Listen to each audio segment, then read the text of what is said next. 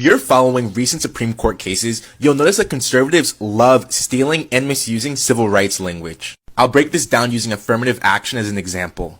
When arguing against affirmative action, conservatives have cited a black lawyer named Robert L. Carter who argued in Brown v. Board of Education and said, "No state has any authority to use race as a factor in affording educational opportunities." Those conservative lawyers say that this quote clearly argues for colorblindness, and that black students receiving consideration of their race through affirmative action goes against what Robert L. Carter would have wanted and against Brown v. Board of Education.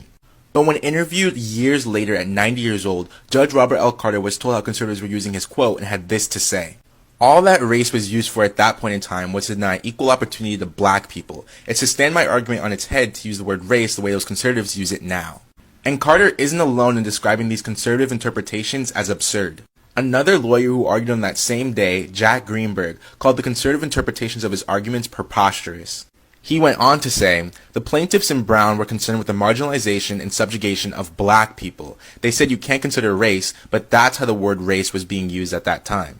The same people who fought to desegregate schools like Thurgood Marshall are the same people who fought fiercely for race-conscious policies so that the work of dismantling anti-blackness and white supremacy would be properly executed over time, which it still has yet to be.